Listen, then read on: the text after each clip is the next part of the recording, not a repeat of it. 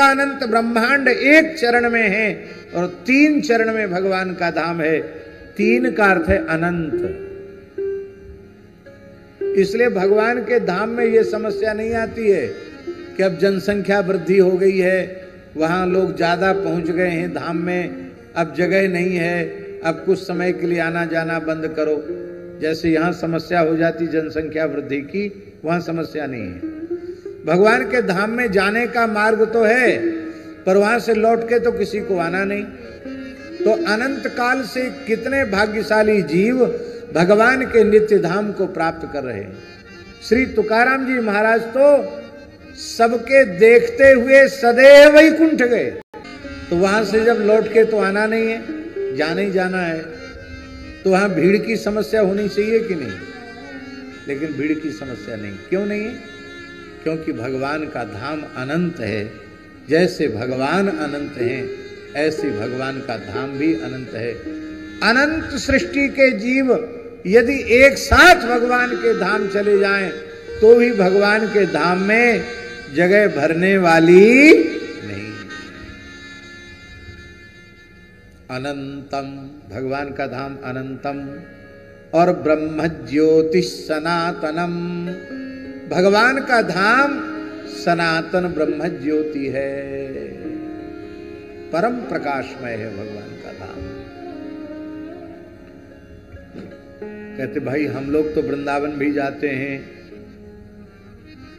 अयोध्या भी जाते हैं,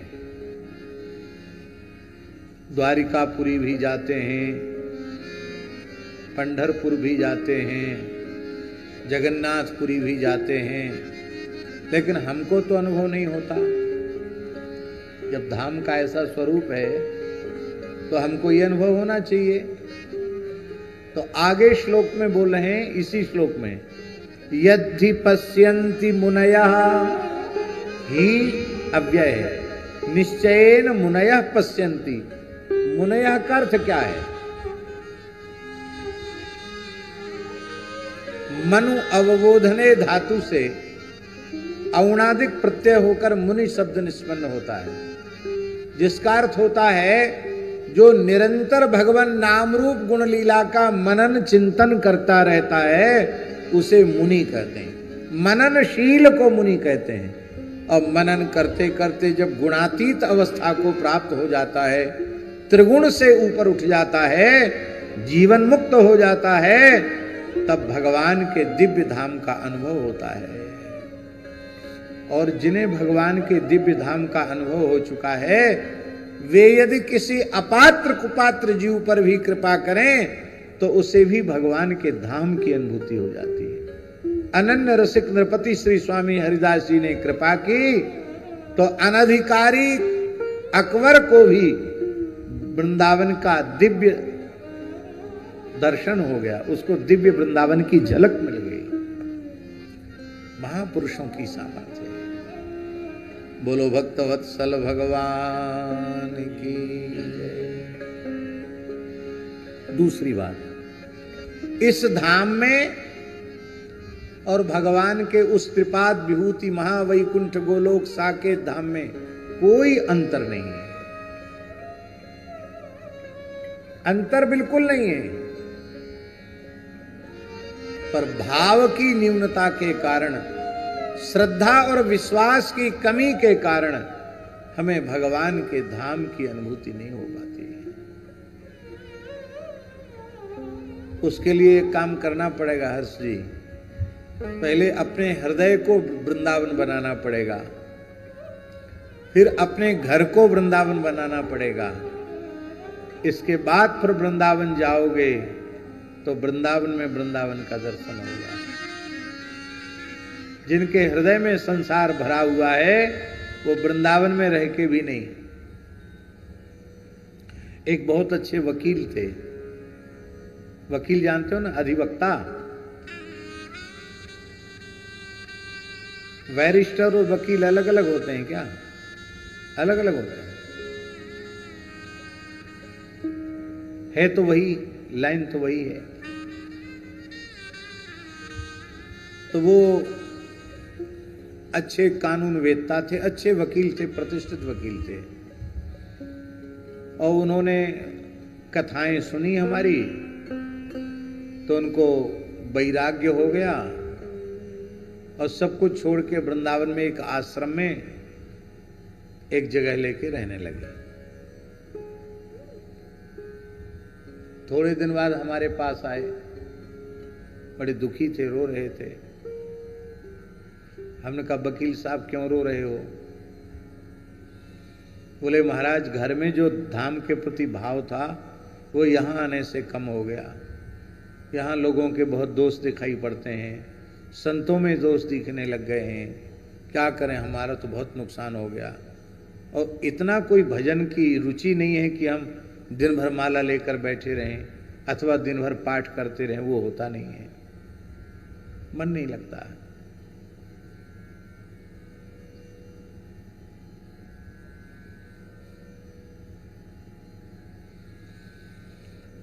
हम सोचते थे कि आप वृंदावन में रहते हैं तो वहीं कथाएं खूब सुनते रहेंगे, आप तो बस आए और गए, आए और गए, कहाँ पता नहीं कहाँ कहाँ घूमते हैं आप।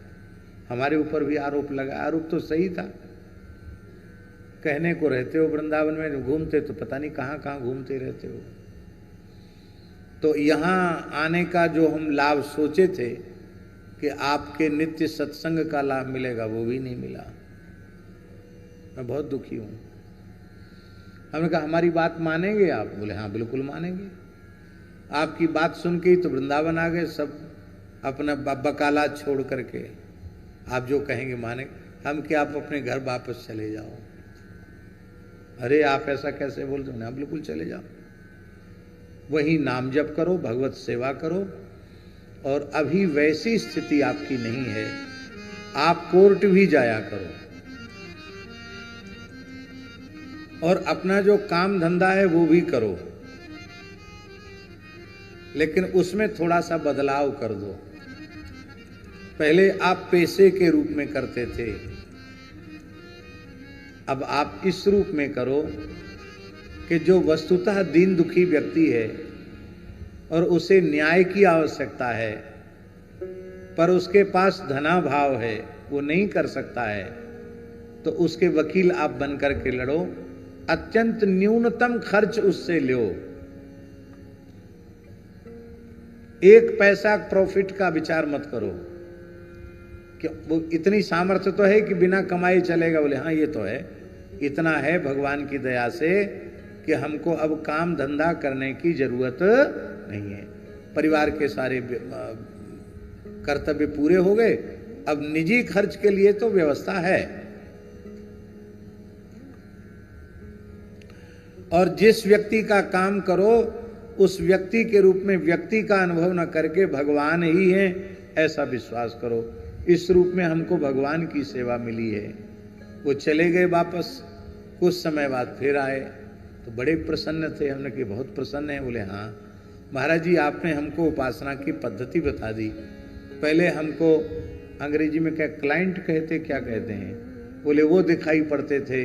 अब जितने भी लोग होते हैं हमको सब भगवान के रूप में दिखाई पड़ते हैं और हम एक निश्चित समय से अपना काम करने जाते हैं, आ जाते हैं। सवेरे भी खूब बढ़िया भजन साधन बन जाता है, शाम को भी भजन साधन बन जाता है। हृदय को वृंदावन बनाओ, हृदय को अयोध्या बनाओ। फिर जहां रहते हो, ध्यान दें, जहां रहते हो उस घर को वृंदावन बनाओ। फिर आप धाम में जाओ, तब आपको धाम के रस का अनुभव होगा। ये धाम कैसा है?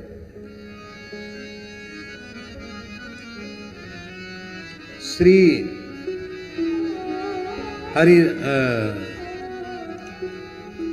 हरिराम जी व्यास विशाखा सखी के अवतार श्री हरिराम व्यास जी की वाणी में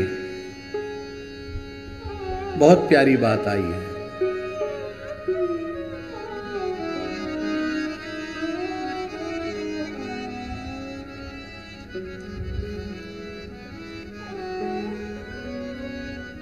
बोलो ये धाम कैसा है?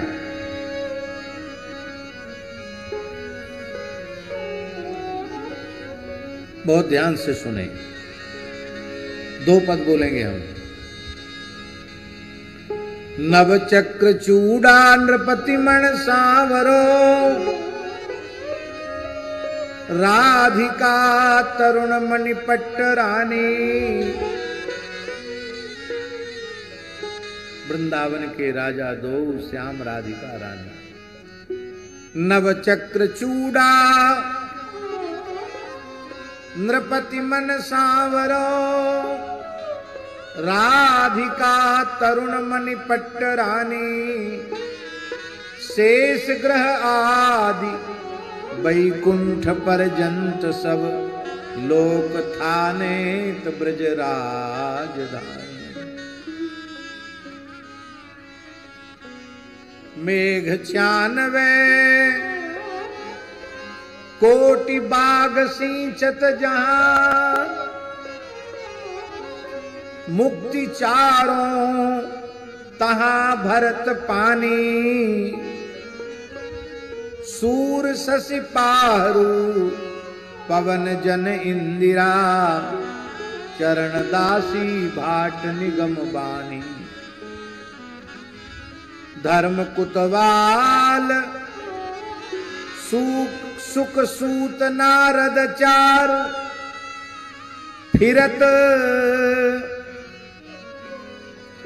चरचारि सनकादि ज्ञानी।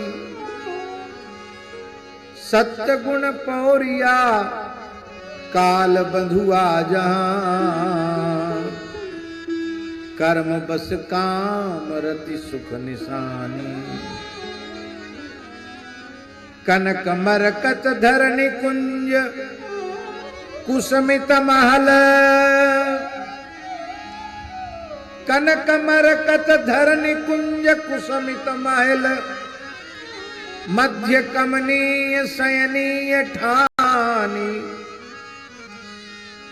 पलन बिछुरत 2 जात नहीं तहां को। व्यास महलन लिए पीक दानी। पलन बिछुरत 2 जात नहीं तहां को। व्यास महलन लिए पीक दानी। ऐसा वृंदावन।